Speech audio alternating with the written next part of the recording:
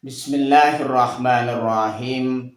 Assalamualaikum warahmatullahi wabarakatuh. Bismillahirrahmanirrahim. Bersyukur kepada Allah dengan mengucapkan Alhamdulillahirabbil alamin. Bersolawat kepada Rasulullah dengan mengucapkan Allahumma sholli ala Sayyidina Muhammad wa ala ali Sayyidina Muhammad. Alhamdulillahirabbil alamin. Kita masih dipertemukan kembali oleh Allah Subhanahu wa taala di dalam sosial media, dan media merupakan wadah tempat bagi kita untuk kita bisa menjalin tali silaturahim, membangun ukhuwah Islamiyah yang semakin kuat kokoh ke depannya. Semoga hidup kita selalu diberkahi oleh Allah Subhanahu wa taala di dunia dan juga di akhirat. Amin ya rabbal alamin. Para sahabat-sahabat saya yang saya hormati, yang saya juga ta'zimi, pada kesempatan kali ini topik yang akan saya bahas yaitu tentang larangan memakan harta secara batil. Jadi pembahasan kita pada kesempatan kali ini ialah tentang larangan memakan harta secara batil. Larangan memakan harta secara batil adalah perintah Allah Subhanahu wa taala yang tertuang di dalam Al-Qur'an surah Al-Baqarah ayat 188 untuk menghindari perolehan atau penggunaan harta melalui jalan haram yang tidak dibenarkan syariat. Jadi Allah Subhanahu wa taala di situ sudah melarang terhadap kita untuk memakan harta secara batil. Batil di sini dalam artian kita memperoleh harta dengan cara haram, tidak sesuai dengan syariat Islam, tidak sesuai dengan apa yang diperintahkan oleh Allah Subhanahu wa taala di dalam mencari nafkah. Makanya di situ kita senantiasa dilarang oleh Allah Subhanahu wa taala memakan harta secara batil yang tidak sesuai dengan syariah Islam, yang tidak dibenarkan oleh syariah Islam. Contohnya di situ meliputi korupsi. Orang yang senantiasa melakukan korupsi di situ, makanya di situ cara memperoleh rezeki dengan jalan yang haram dan tidak dibenarkan oleh syariat. Tidak dibenarkan oleh Allah Subhanahu wa taala dan termasuk kepada memakan harta secara batil. Selain korupsi di situ ada judi. Hasil dari judi yang diperoleh di situ kalau dimakan, makanya di situ memakan harta secara batil, tidak sesuai dengan syariah Islam. Dan itu hukumnya haram memakan hasil harta dari perolehan judi. Judi di situ tidak ada yang kaya dari hasil judi. Makanya di situ Allah Subhanahu wa taala melarang keras terhadap orang jangan pernah melakukan judi. Karena judi di situ sangat merugikan terhadap diri sendiri ataupun orang lain. Beberapa contoh kasus tentang perjudian di situ banyak sekali. Bahkan pelakunya di situ tega melakukan kekerasan untuk mengambil uang orang lain untuk digunakan untuk perjudian. Makanya saya katakan tadi bahwasanya terdapat banyak negatif dari orang yang melakukan perjudian, termasuk di situ merugikan orang lain ataupun diri sendiri. Tidak ada orang yang kaya karena hasil judi, melainkan di situ orang akan semakin miskin karena judi. Yang selanjutnya di situ contohnya riba. Selain korupsi, ada juga judi, ada juga riba. Riba di situ tambahan. Salah satu riba di situ contohnya ialah dengan meminjamkan uang kepada orang lain, misalkan 10 juta, lalu orang lain tersebut disuruh mengembalikan 12 juta. Yang 10 jutanya di situ pinjaman pokoknya, sedangkan yang 2 jutanya di situ bunga yang harus dibayar oleh orang yang meminjam uang tersebut. Makanya di situ bunga termasuk kepada riba. Bunga bank termasuk kepada riba, dan kita dilarang oleh Allah Subhanahu wa taala memakan harta secara batil, termasuk di dalamnya adalah harta riba. Selain riba di situ ada penipuan. Artinya penipuan yang dilakukan oleh seseorang di situ tidak diperbolehkan di dalam syariah Islam. Karena di situ orang yang menipu merugikan diri sendiri dan juga orang lain yang ditipunya. Setiap harta yang kita makan di situ akan berpengaruh terhadap perilaku kita, baik secara jiwa maupun lahiriah. Makanya di situ kita berhati-hati di dalam mencari rezeki. Carilah rezeki yang halal, jangan mencari rezeki dengan jalan yang menipu orang lain. Islam di situ sangat memperhatikan kesejahteraan manusia, kesejahteraan makhluk, bukan cuma manusia, kesejahteraan makhluk. Jadi apa-apa saja yang bisa merugikan terhadap orang lain ataupun diri sendiri, Allah Subhanahu wa taala melarangnya. Dan apa-apa saja yang bisa meningkatkan kesejahteraan sesama manusia dan juga diri sendiri, Allah Subhanahu wa taala memerintahkan untuk mengerjakannya. Makanya di situ contoh dari memakan harta secara batil di sini yaitu dengan cara penipuan. Atau contohnya di situ yang selanjutnya dengan suap dan mencuri. Memberikan suap kepada orang lain agar senantiasa berhasil apa yang diinginkan. Walaupun orang yang menyuap di situ terdapat masalah dan termasuk kepada orang yang salah jika diproses hukum. Makanya di situ agar supaya mereka menang di situ di dalam menjalani persidangan mereka menyuap seseorang hakim sehingga bisa lolos dari persidangan dan memenangkan persidangan. Makanya termasuk suap di sini termasuk jangan memakan harta secara batil. Jangan pernah menyuap terhadap orang lain untuk memperoleh kemenangan dengan jalan yang salah. Dan contoh dari larangan memakan harta secara batil di sini contohnya mencuri. Mengambil hak orang lain tanpa seizinnya dengan cara memaksa mencuri.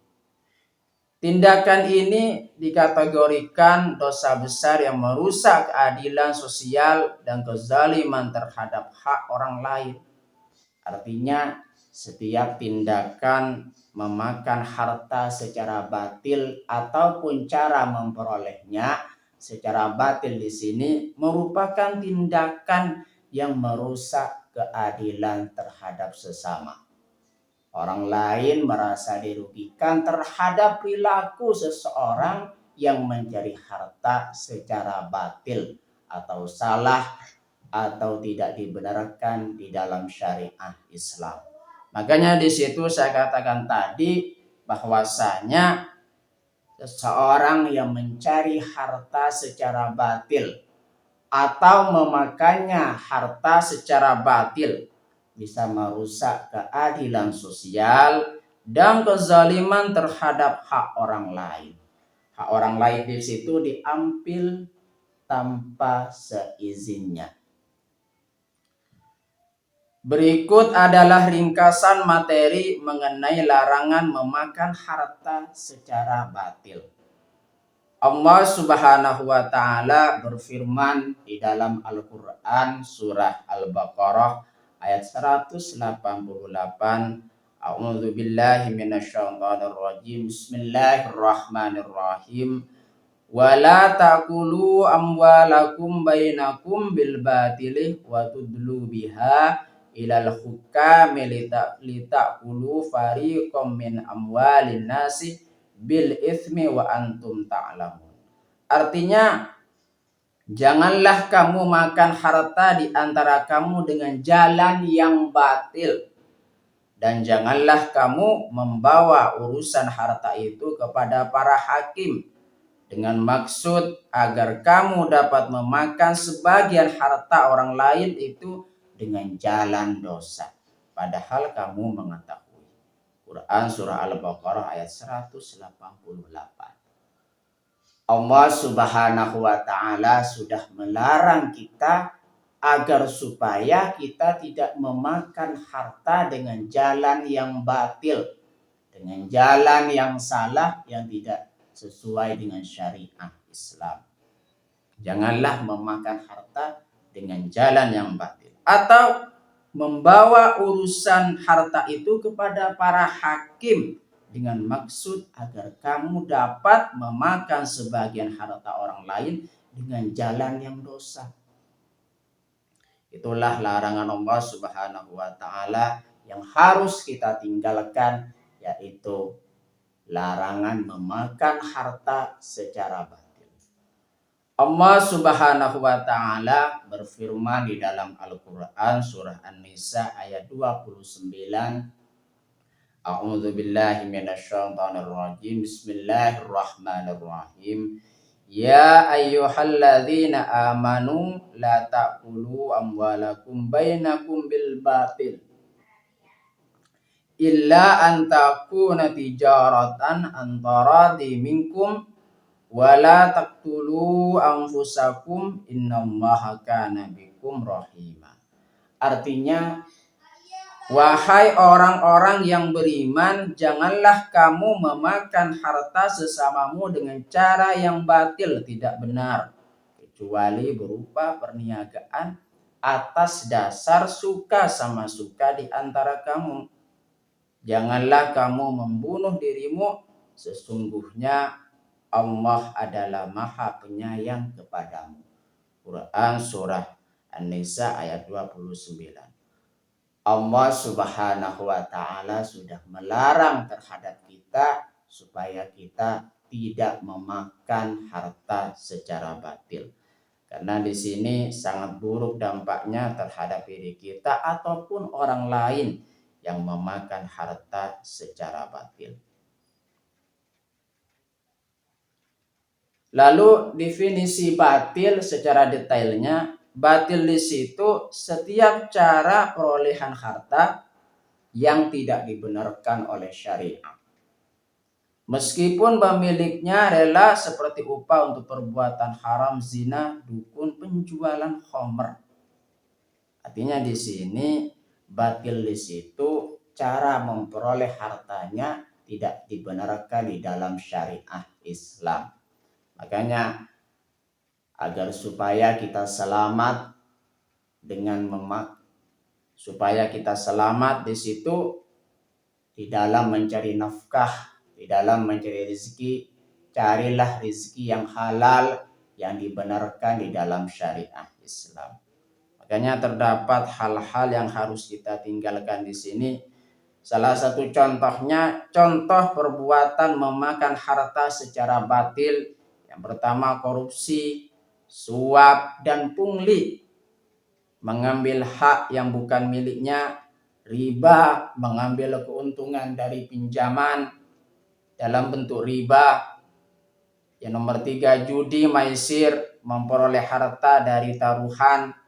Yang keempat, penipuan atau gharar, di situ manipulasi dalam jual beli, mengurangi timbangan, curang dalam takaran, menimbun harta, menahan harta agar harganya naik. Makanya di sini termasuk hal-hal yang harus kita tinggalkan di situ agar supaya kita tidak memakan harta secara batil. Atau memanipulasi hukum, menggunakan hakim atau pihak berwenang untuk menguasai harta orang lain secara tidak sah. Makanya itulah beberapa contoh tentang larangan memakan harta secara batil.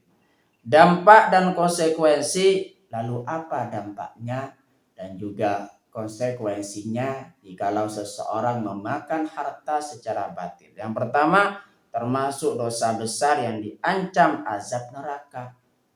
Karena seseorang di situ tidak mematuhi perintah Allah Subhanahu wa taala. Allah Subhanahu wa taala melarang seseorang memakan harta secara batil. Lalu jikalau orang di situ melanggar aturan Allah Subhanahu wa taala, tentunya dia melakukan dosa besar yang diancam azab neraka. Yang kedua di situ dampak dan konsekuensinya merusak keadilan dan menimbulkan permusuhan.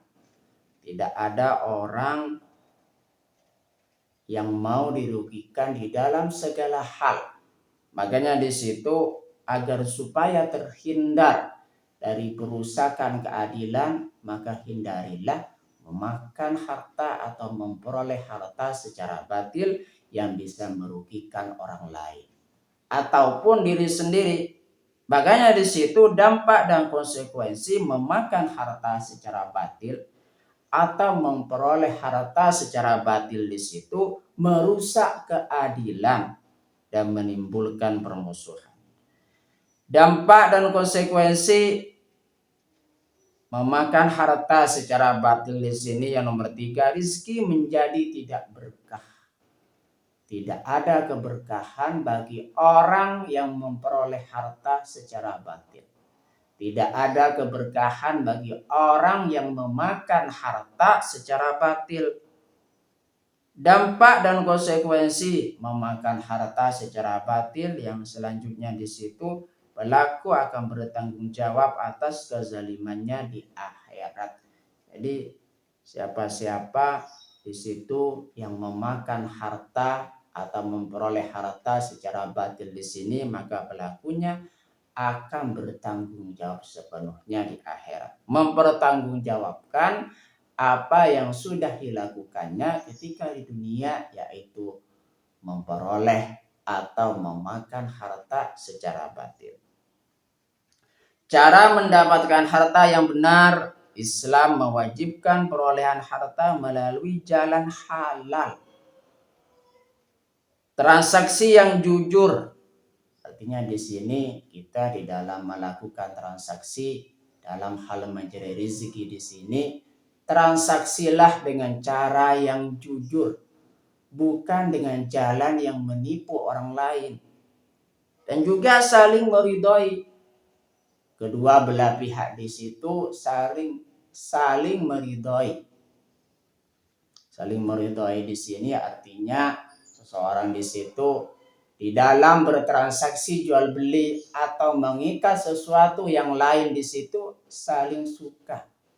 Saling suka dan sesuai dengan syariah Islam. Jangan pernah melanggar syariah. Dan memberikan manfaat. Transaksi tersebut di situ senantiasa memberikan manfaat kepada kedua belah pihak.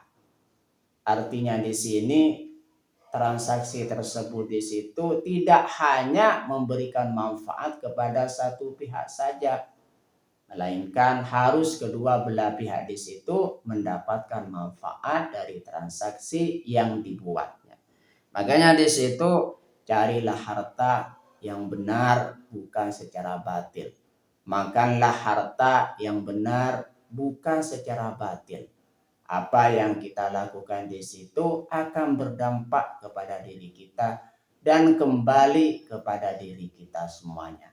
Terima kasih saya sampaikan kepada kalian semua yang sudah berpartisipasi di dalam channel saya. Semoga menjadi perantara kita semakin dekat kepada Allah Subhanahu wa Ta'ala, dekat juga kepada para rasulnya. Sebelum saya tutup, mari kita ngirim Fatihah dulu kepada baginda Rasulullah sallallahu alaihi wasallam, ila hadratin Nabil Mustafa Muhammadin sallallahu alaihi wasallam wa ala alihi wa ashabihi wa azwajihi wa dzurriyyatihi wa ahli baitihi wa liman dakhala fi baitihi ajmain. Kullu syai'in lillahi lahumul Fatihah. A'udzu billahi minasyaitonir rajim. Bismillahirrahmanirrahim. Alhamdulillahi rabbil alamin arrahmanir rahim maliki yaumiddin. Iyyaka na'budu wa iyyaka nasta'in. Ihdinas siratal mustaqim. Siratal ladzina an'amta 'alaihim ghairil maghdubi 'alaihim waladdallin. Fatihah yang selanjutnya, mari kita ngirim Fatihah kepada kedua orang tua kita semuanya, guru-guru kita semuanya, kaum muslimin muslimat, mukminin mukminat, semoga diteguhkan Islam dan juga iman kita oleh Allah Subhanahu wa Ta'ala, dan kita berdoa supaya kita semakin dekat kepada Allah Subhanahu wa Ta'ala, dekat juga kepada para rasulnya, dan semoga dipermudah setiap urusan-urusan kita oleh Allah Subhanahu wa Ta'ala. Amin ya rabbal alamin. Al-Fatihah. A'udzubillahi minasyaitonir rajim. Bismillahirrahmanirrahim. Alhamdulillahi rabbil alamin arrahmanir rahim maliki yaumiddin.